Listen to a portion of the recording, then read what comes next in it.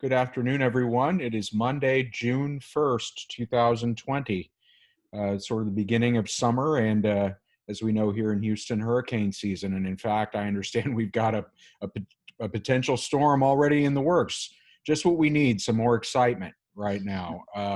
I'm Keir Murray. I'm a Houston-based political and public affairs consultant. I'm joined by Dr. Richard Murray, longtime University of Houston political scientist, and my father. Dad, how are you today? Just fine, just fine. Well, never a dull moment these days in the United States of America. I can't say that that's necessarily a positive thing, but the old saying, may you live in interesting times, is proving to be more of a curse than a blessing, right? Yes. Um, as we know, the ongoing crisis related to COVID-19, both from a public health and an economic standpoint, devastating the country and the globe for a few months now. We've now in the U.S. added on top of that civil unrest in the wake of a brutal police killing in Minneapolis about a week ago that has sort of built public anger over the course of days that erupted over the weekend. One of the main officer responsible for Mr. Floyd, a Houston native's death, has been charged with murder and manslaughter. The other three officers involved to date, I do not believe have. But it's quite an explosive time in American society, and no doubt will have some political ramifications heading into the fall election.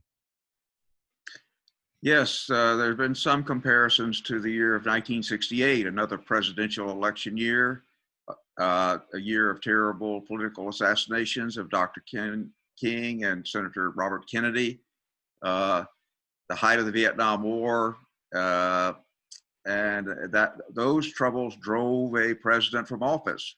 Lyndon Johnson, recognizing increasingly he was unlikely to be reelected, announced in March that he would not be a candidate. So it was an open field, different than this year where we have an incumbent president seeking reelection. But I don't think the level of troubles in the streets and the racial tensions have yet risen to the level anywhere near of 1968. I hope that remains the case. But it's another troubling development, and obviously has huge political ramifications because we are a country that is very racially and ethnically diverse, and that very much feeds into our politics. African Americans are the most Democratic voting segment of the electorate. And Donald Trump's appeal is to older, less well-educated whites, and that's a pretty big gulf and divide there. Yeah, and I mean, it seems like it's worth noting that there was pretty universal condemnation of Mr. Floyd's killing from basically all political corners of the American political society that I saw, from the very far right to the far left and everything in between. And I think many of these protests were fairly organic in nature, and I would suspect that the vast majority of the people showing up to make their voices heard were doing so peacefully and mostly in a law-abiding way. But clearly, over the last several days, there have been some other forces at work, where there have been some malign actors that have infiltrated these protests and started doing mayhem and destruction of property, and in some cases violence. And we've seen the police then lash out in some cases at protesters, some cases appearing without justification. But it's a very dangerous and explosive moment politically.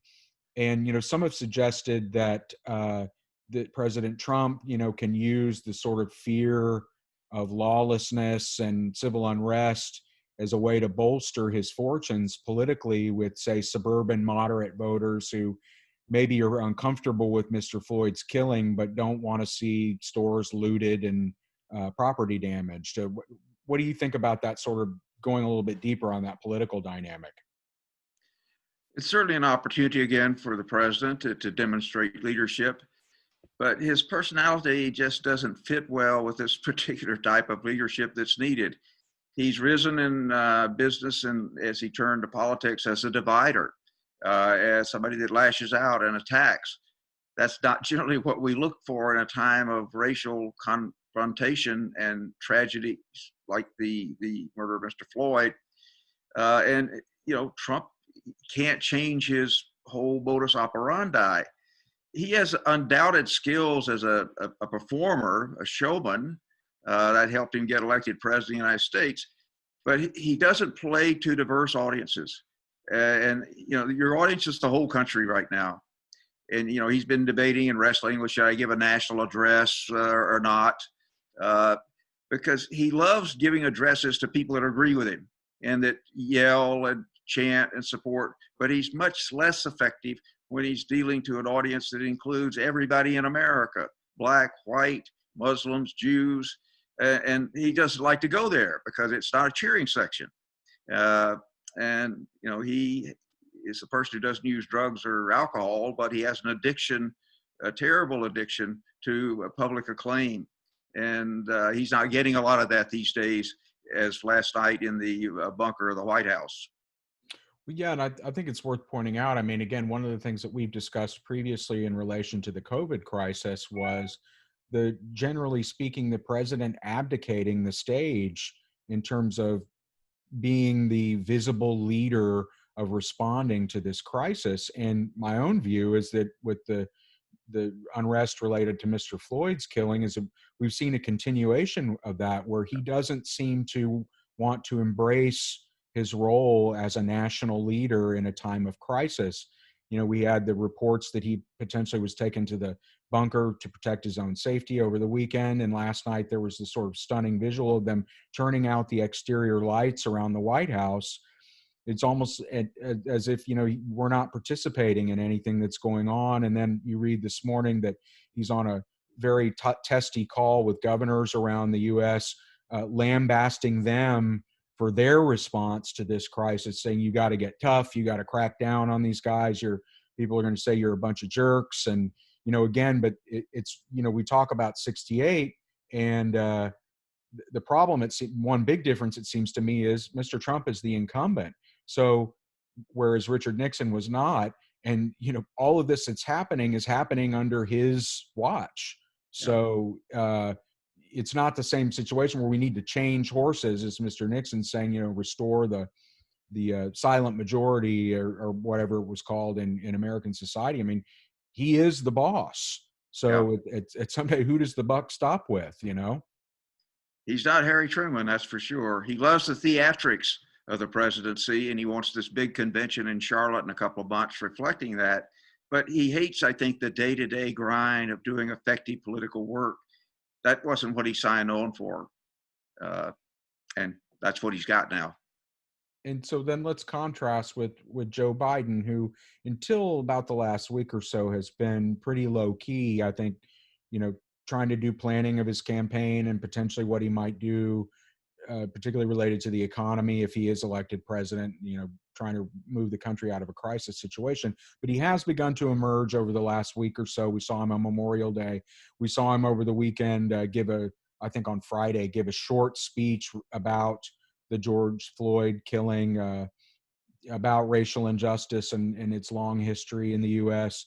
And then I believe today was out meeting with some Black religious leaders in Delaware, in his home state. And so, again, it seems to me, as a matter of politics, you have a situation where the president is leaving a void that he's either trying to force governors to fill, but he's also allowing his opponent an opportunity to step in and fill that void if he can do it capably and show the American public that here is a potential alternative. That seems, I have to question the political wisdom of doing that if you're trying to get the president reelected.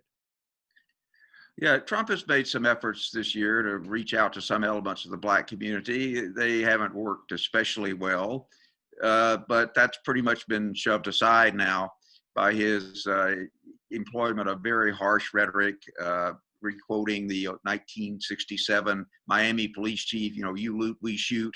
That doesn't go down very well, not only with African Americans, but also with well-educated upper middle class whites who have a big stake in maintaining some level of racial harmony in this country.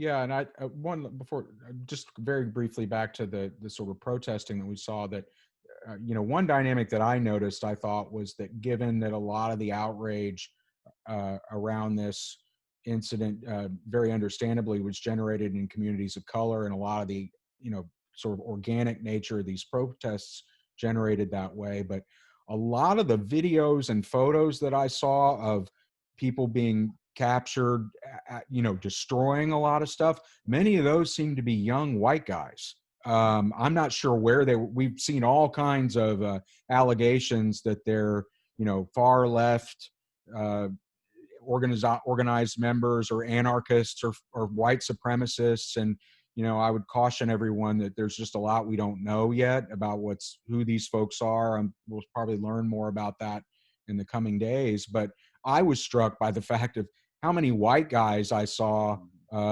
destroying stuff, and I think to myself, how much do they really care about George Floyd being murdered, or is there some other agenda going on here? Well, we had some tough rioting in cities like Portland, which is one of the whitest cities in America and also one of the more prosperous ones. Virtually all white, young white males uh, attacking police, some looting, confrontations. So yeah, there's a constituency on the far left. Most is anarchistic, so it's not well organized by definition, uh, and far less well armed than on the far right. Unlike the folks that showed up a couple of weeks ago at the state capitol in Lansing and pushed their way in, that were heavily armed. Mm-hmm. And well, in any case, we'll probably learn more about who these folks are, though, at least among those who've been arrested, in the coming days. So be Right. interesting to see. So going back to Biden for a minute, we've talked in previous episodes about his vice presidential selection. It's reasonable to assume that the events of the last week may have reshuffled the deck in that to some degree, both in people who have been previously being considered, maybe their prospects dimming, others moving up the list, maybe some new folks to consider. What do you think about the vice veep stakes, and how the events of the last week may or may not have changed that? It's been definitely harmful, in my judgment, to Senator Amy Klobuchar. Of all the places for this murder to occur, it's in her hometown, where she was a 10-year prosecutor with at least one controversial case that drew a lot of criticism from Black activists. So it makes her path to being the selected nominee significantly more difficult to see. It likely elevates the African American women that are being considered, and perhaps Val Demings, who, lesser known, a second-term congresswoman from Orlando, Florida, 27-year member of the police force there. So she's got a profile that's interesting. Her husband was a cop too. They met on the force. He was sheriff of the county at one point. Now I think he's the mayor. So they're an interesting African American couple with She was chief of police, wasn't she, at one point? he was chief for 4 years. He was the police chief as well. So this is a law enforcement family, but they're African Americans. Uh, so I think she'll get a harder look. I don't know. She is not a young person, as suggested by her long tenure in law enforcement. She was born in 1957. She'd be 15 years younger than Joe Biden, but not exactly, young new blood. But Kamala Harris, obviously, I think gets a hard look as well. Although, in fairness, she has some issues as a prosecutor in her own past in California that have generated criticism from some criminal justice reformers, right? Very much so. I think Elizabeth Warren has probably benefited somewhat. Elizabeth Warren, of course, has no background in law enforcement, is not obviously an African American, but she had a platform that appealed to a lot of Black progressives in 2020.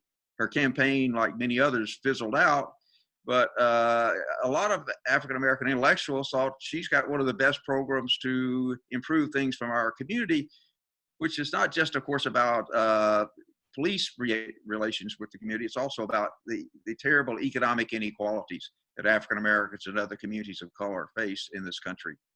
What about, I've seen some mention the mayor of Atlanta, I think her name is Keisha Lance Bottoms, had seemed to acquit herself very well in her public statements over the last several days and trying to deal with the unrest in her city. What about some folks that we hadn't previously had on the radar who might now be in the mix? Do you think that's possible? I think it's possible. Remember, this is for a professional organized campaign, which Trump didn't run for the VP spot really in 2016, but Biden is. You have this vetting process. It's known who's on the short list. They get a certain amount of publicity. It shows an outreach effort. Uh, and I think that you're seeing an expanded list, and the mayor of Atlanta may now be seriously vetted. I would be surprised if a person with no experience in federal office would be chosen in this instance. Obviously, Trump didn't have any, and he seemed to fare pretty well. But I think the list will be expanded. People like the mayor of Atlanta will get a look. I don't think they'll end up being selected. Okay, interesting. And so, of course, I wonder, I want to get your perspective on how much you think the events of the last week ultimately will affect the presidential election. And the reason I ask that is because 3 months ago, impeachment happened. It may as well have been 3 years ago. Even the COVID crisis, which has just been such an enormous problem, seems to have now been sort of pushed off the front burner for a lot of people, at least in terms of media coverage. The economic effects, maybe not so much, but we're in a period where so many events that previously probably would have been characterized as defining to a political campaign have just frankly almost been forgotten. And so how many more things are we going to have between now and November 3rd that will push this out of people's memory, or will we? That's possible. More trouble in the streets, assassinations happened. That changed the race in 1968 quite dramatically when Senator Kennedy was nearly the presumptive Democratic nominee, and suddenly he's dead. So all kinds of things are possible. What seems to be for sure not going away is the terrible economic carnage that's coming. That in the short run, the bailout has helped tens of millions of people pay the rent, do this, that, and the other, but most of those things are expiring. Meantime, state and local budgets are collapsing. They don't have the authority to print money and borrow endlessly the way the federal government does. So we're going to see an intensification, in my judgment, of the economic crisis, and we all live in the economy.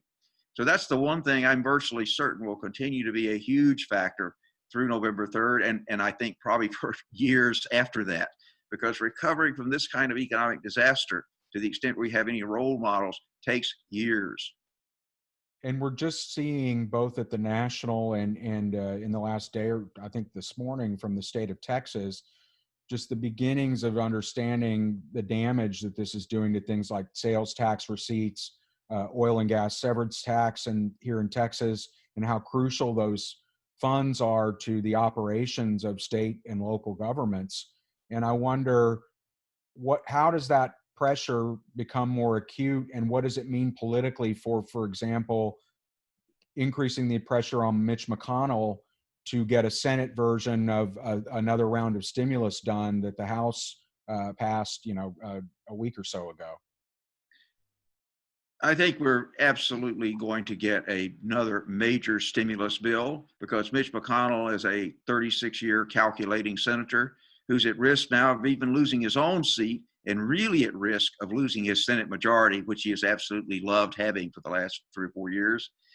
But in Texas, even John Cornyn is at some risk here if the state's economy and budget is going to look awful. We don't have the legislature meeting until January, but the comptroller is going to issue a statement showing we're going to be 10, 15, 20 billion dollars in the red.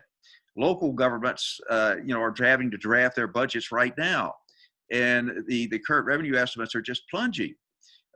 School districts all have to open, in a few weeks, or not open, depending on what decisions they make. These things will happen before November 3rd.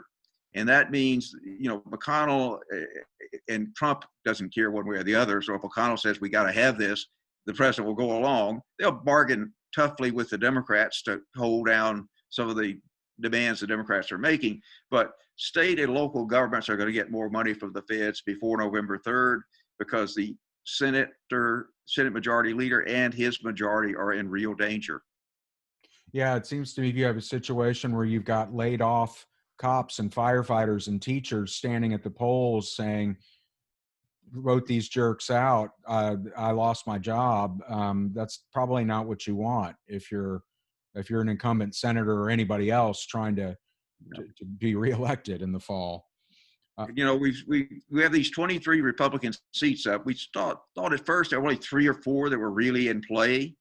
Now it's 10 or 12.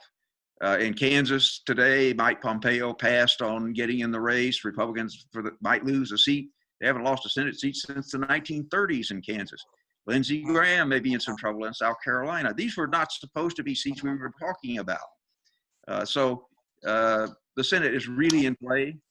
And I think because of that, the kind of good news for state and local governments, half of which are red, like Texas, is everybody needs the money.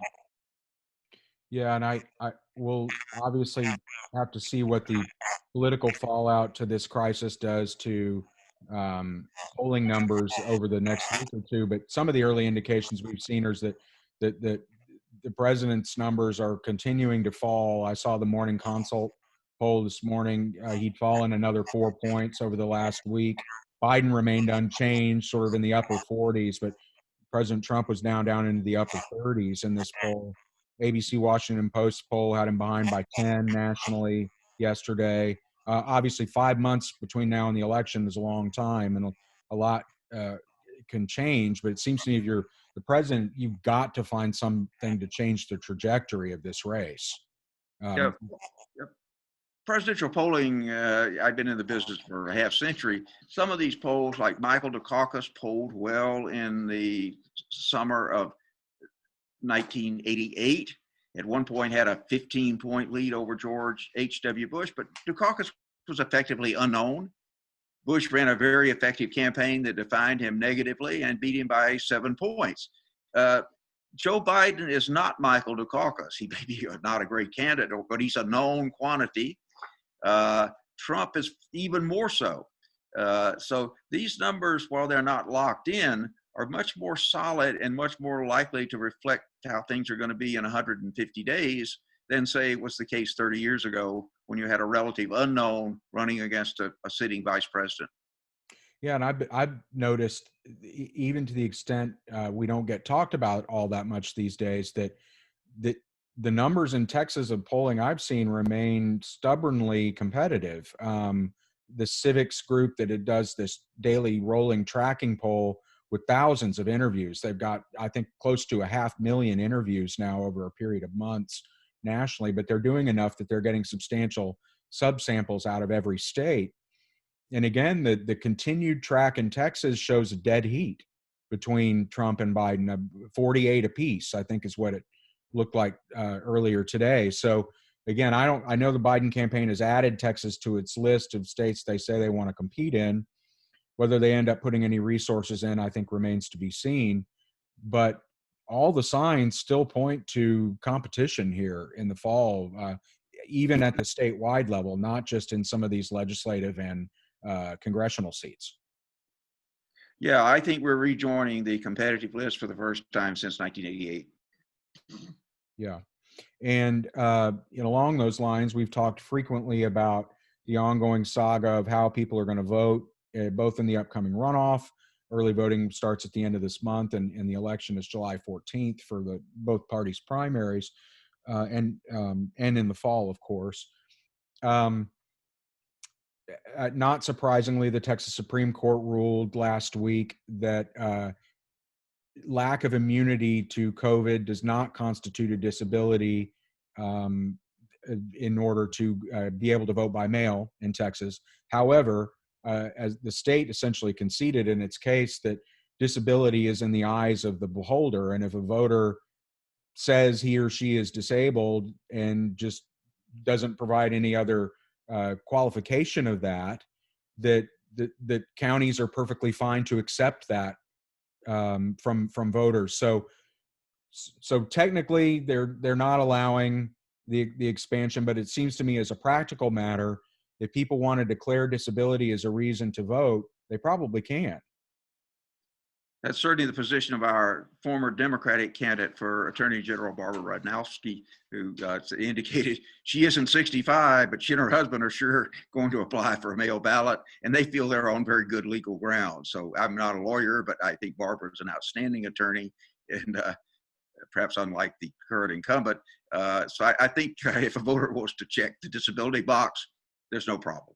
Yeah, and our friend Terry O'Rourke from the county attorney's office made us aware just as we were beginning that I guess Ken Paxton, our state attorney general, has joined some other AGs from around the country in sending a letter to U.S. senators raising the specter of voter fraud and election integrity, and their idea that this ballot by mail stuff is going to lead to rampant voter fraud, and the president has said as much in his own social media posts and some public statements. How do you see that pressure continuing to play out? Well, I think it's a dumb move. First, the horse is out of the barn most places. 5 states are going to vote almost entirely by mail, including a very Republican state like Utah. But 29 other states now have basically said anybody who wants to get a mail ballot can. And now here in Texas, we've had a Supreme Court ruling. It basically said, look, if you feel disabled, check the box. And we're, one of the very small number of states, smaller number, and the only battleground state that has any restriction on voting by mail. And that vote has been going up very sharply in every presidential cycle for a simple reason. Voters really like it. And that was long before any pandemic hit. So I think this year we may approach half the entire vote being cast by mail. And because it's without question, it's the safest way to vote for sure. You vote from your home, you take the time. That's an important consideration in Texas, where we've got this incredibly long ballot in our urban counties. And, if you vote by mail, you can take an hour or two and go through the ballot, as opposed to getting in line and having to wait hours with some real risk, as several people were infected apparently in voting in Milwaukee at the lines back in April. So I think it's a really dumb move. If you're laying a basis to challenge an election as being illegitimate, but what if you lose the election by 15 million votes? That's a moot question. Yeah.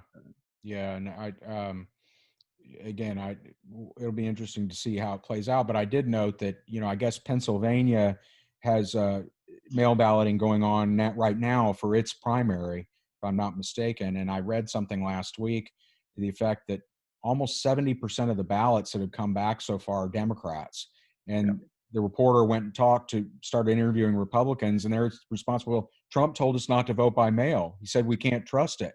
So they're not getting their votes in ahead of time because the messaging from the president is cannibalizing his own turnout numbers. So the irony of that is that Republicans around the country and in Texas were the first to figure out voting by mail can be a good tactic. So historically here, Republicans did a lot better with the mail-in ballots than the Democrats did. The Democrats have started to catch up, but still it's historically been a form of voting that Republicans have done very well with. And now all of a sudden, for this Johnny-come-lately Republican, who wasn't really a Republican until the last decade, to say, don't do this, when it's actually been a technique that's worked quite well for the GOP. Yeah, I saw some Republican operatives who'd run a lot of campaigns in Florida last week just saying, what are you guys talking about? Like, how many races we've won in this state with mail ballots? I don't get it, but it is what it is. And of course, here in the state, we still have pending federal litigation that's, I think, with the Fifth Circuit now about this similar issue of eligibility for vote by mail. And of course, if the Fifth Circuit were to reach a different conclusion than the Texas Supreme Court, then that would override their authority, right? I'm not a lawyer. Which would be appealable to the Supreme Court. The Wisconsin case ended up there the day before the election. Whatever happens, I sure hope that the judges finish what they're going to do way before we start voting in October. Yeah. Well, and I thought, let me see if we've got a few questions. Someone asks about the upcoming GOP convention and whether whether you think it might be moved? I know there's been some talk about that, but how likely do you think it is that they actually try to shift the Republican convention to Florida or Texas or somewhere else? Well, I think that would be a disaster. Organizationally, moving this thing would be incredibly difficult, uh, especially in times of a health crisis. You know, if you're going to try to have a convention with 50,000 people attending, and you know, hotels have been decimated, they're open but they're understaffed, then all of a sudden you say we're going to Miami. How do you open that up? I know the Dallas paper, I think, said we don't come to Texas. The problems of challenging handling a Republican convention on very short notice would just be very, very dangerous. So I think it's particularly typical Trump bluster, firing off charges and then retreating, and sort of figuring out a way to get back. So I don't know what kind of convention they'll have, but I think it'll be in North Carolina, which it should be noted is a very, very closely balanced state with a Senate seat and 15 electoral votes up for stake. To pull out of North Carolina would be sort of like Trump's craziness with regard to the state of Michigan. It's as if he's almost intentionally gone out of his way to blow the state off, and he really needs those 16 electoral votes. Yeah, and again, I just think about the logistics of this. Like, just I don't see how it's possible to really. Again, if if it's mostly a virtual convention, I don't know that it would matter. But if you actually have people traveling, it's But just the only reason Trump doesn't want a virtual convention, even if it were in heaven, he wants the convention somewhere where 50,000 people can, you know, chant whatever they're chanting. It won't be lock them up this time, I think. But so it's just simply Trump's a fabulist. He believes a lot of stuff that isn't true. Every now and then he has to confront the reality. Like, we have 15 cases and it's going down to none. That was an interesting thought. Uh, Now we have 100,015 cases, and he just stopped talking about it, which is often what he does. yeah, and it looks like that we've definitely plateaued in the U.S. and maybe starting to a gradual decline in new cases and fatalities, which is welcome, but still a lot of people getting sick, a lot of people passing away, and a pretty uneven trajectory depending on where you are. I mean, again, I think Texas had been thought to have been doing pretty well. Some indications our hospitalizations are going up a little bit, our new cases are going up a little bit. Yes, we are doing somewhat more testing, although that's been uneven too. So, but again, I don't think it doesn't look like an alarming or sudden jump, huge jump, but it doesn't seem more like we're out of the woods on the public health side of this yet. And yet you don't hear nearly as much conversation about social distancing and those sorts of things. Again, maybe it's just been these events of civil unrest have pushed all that off the front burner. Well, if you get a resurgence of community infection, we won't really see that until I think July, August, because we've still been pretty substantially closed down. Uh, but if we're going to open up the schools and other venues, we're almost certainly going to see more community infection. Yeah. Someone asked a question about the Lincoln Project. These are, of course, a group of Republicans, many of them well-known operatives who've been involved, who dislike the president, want to see him defeated, and have raised some money and created some pretty, I think, effective ads. One reader just asked what you think about the Lincoln Project, how effective what they do is. I've been impressed by their ads. I think they're quite good. George Conway has particular credibility since he has an inside source, we understand, at the White House. And George has probably been the most unsparing critic of Donald John Trump. Must be And home life. the other people working for this have worked for 4 other Republican presidential campaigns in recent memory. So there was nothing like this for Hillary Clinton in 2015 and 16. A handful of Republicans voted for her, a lot just skipped the race, but nobody was out there saying, let us tell you the real Donald Trump story. And that's what the Lincoln Project is doing. And I think it's particularly effective at keeping the well-educated, suburban voters that massively defected in the 2018 midterm elections, as right here, that elected Lizzie Fletcher. And in Dallas, Mr. Allred winning in very Republican districts. It makes it likely these upscale, strongly Republican precincts will be tough venues for Trump in 2020. Mm-hmm. And someone asked a question about polling, about, how do you do that in current times? People don't answer the phones anymore if they don't know who's calling, and you can't interview people in person due to COVID. I mean, that's a whole conversation we should probably set up. But I mean, polling has become more difficult with the decline in landline telephones, the increase in cell phone use, and increasingly just having to try to reach people digitally in some, as at least some part of the mix. Yeah, the good news is there are a lot of very competent people doing polling in different ways. We still have, like, the ABC poll that you mentioned was a telephone survey, but that doesn't just include landlines. Probably over half those interviews were completed on cell phones. And you can, once you get the data and you see where it's coming from, you can adjust the samples to reflect what you think the real electorate's going to look like. The Pew Research Center, headed by one of my former students, is doing a great amount of polling. They've recruited a national panel that they basically subsidize with internet connections, and they don't do political horse race polling, but they do an awful lot of issue polling. So there are a lot of good things going on out there. It's a tougher business than when I was doing it years ago. But if collectively the polls are moving as they seem to be with regard to the president, that almost certainly reflects some underlying realities. Yeah, yeah, and again, we've talked about this before, that the race has remained remarkably stable over a period of months, despite all of these external forces and candidate and elected official behavior. But it does look to me like the president's standings probably slipped a couple of points over the last several weeks, and Biden may have come up a little, but mostly it's just Trump falling is what I see in terms of both his job approval, which is now double digits underwater pretty consistently, and a high single digit trailing Biden in the at least in the national polling, as well as in some of these critical swing states. Two things about making the polling a little more reliable in 2020 is, ever since Trump was the Republican nominee and then the president, his poll numbers have been remarkably stable, more than any leading American presidential figure in our history of 75 years of polling. They don't vary much. He's gotten up to the high 40s and dropped down to the low 40s or 40, but always within that very narrow range.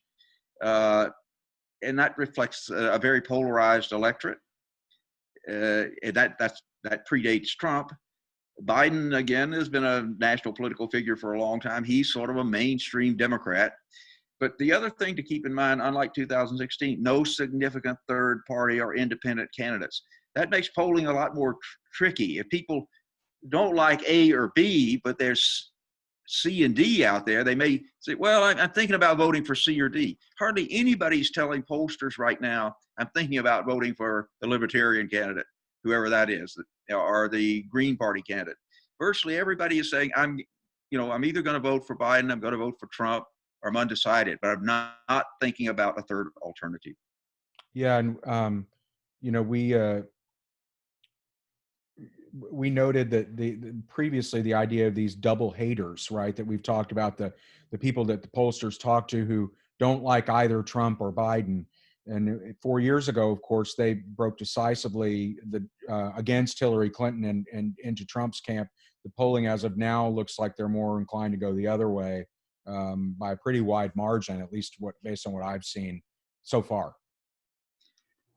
Yeah, usually the double negatives vote against the more establishment candidate. And if that person was Hillary Clinton, she was the Democratic establishment candidate. And Trump is, of course, taken over the Republican Party, for better or worse.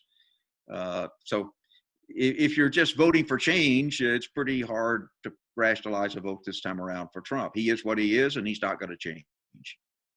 Ellen asked a question about voting by mail and why expanded vote by mail would necessarily benefit Republicans. Wouldn't it, if for some Democratic voters who would find it difficult to get to the polls, wouldn't completing a mail ballot, increase the chances of getting their vote in? Well, a lot, in terms of voter and turnout, you can think about it in two ways. One is you leave it to the individual initiative of the voter. They make a decision. If that's the case, Republicans are more likely to use mail voting than Democrats because they're better educated generally and they're older and probably have had more of a history of actually using this mechanism. But the other thing that affects it is the organized effort to turn out mail ballots. Apparently, the Wisconsin Democratic Party did a super job 2 months ago and won an election that they were expected to lose because they had a terrific mail ballot program. So that's very separate from just leaving it to everybody's individual devices, but informing voters this option is available. This is how you do it. Typically, as in Texas, you have to send in an application. Well, the political parties can give you an application. But if Republicans are talking down mail voting, that seems like a really dumb idea when we're about to see several million more Americans using this system for the first time. Well, and again, I'm very, very curious to see here in Texas in our primary runoffs, which no doubt will be low participation affairs, but typically we see less than 10% of ballots cast in these elections are cast by mail.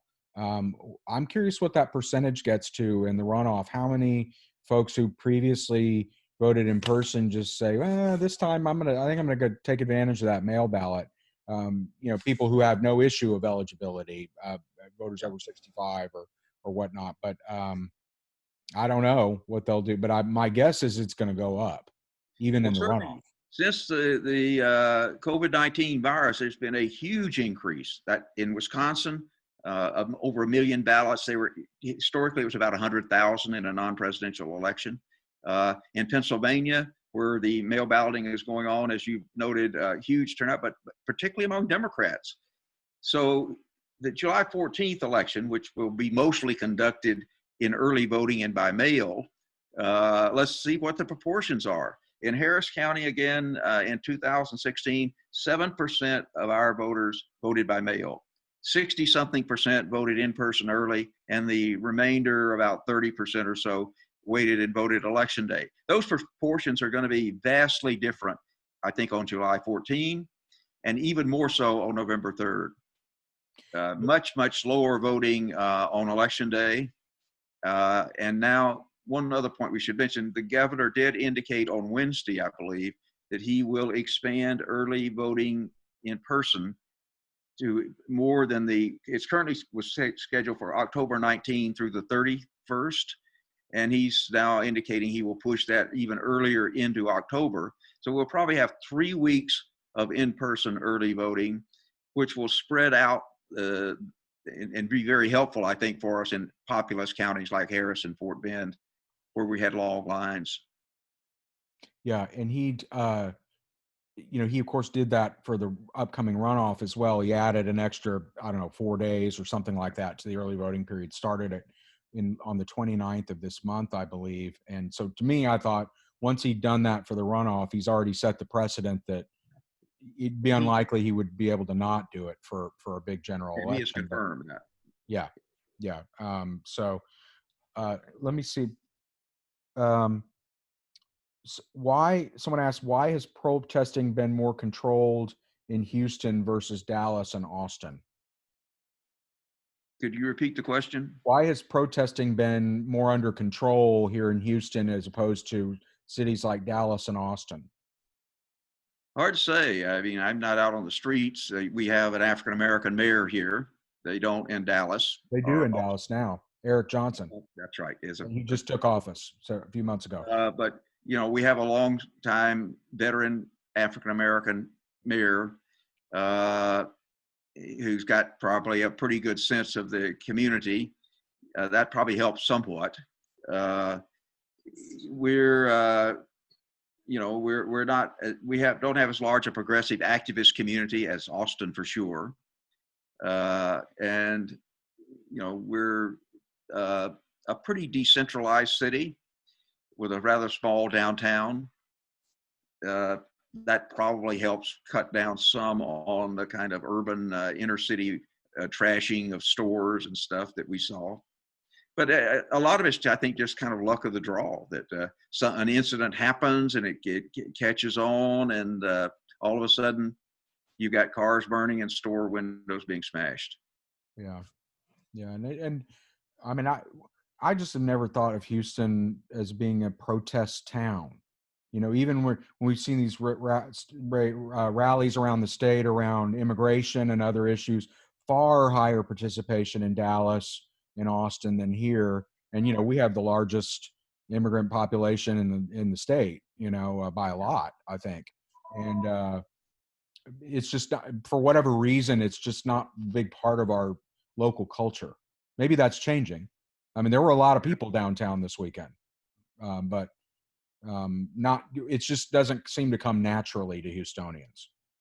Well, in 1967, 68, when we had the worst national urban riots, particularly centered on racial issues, Houston had some trouble. My TA had a brick thrown through the window of his car and broke his jaw. But relatively small number of fatalities, relatively small number of businesses here were destroyed. So we don't have a historic track record of people killing other folks in the streets or doing very significant property damage. So I'll knock on wood and hope that that continues to be the case in our city.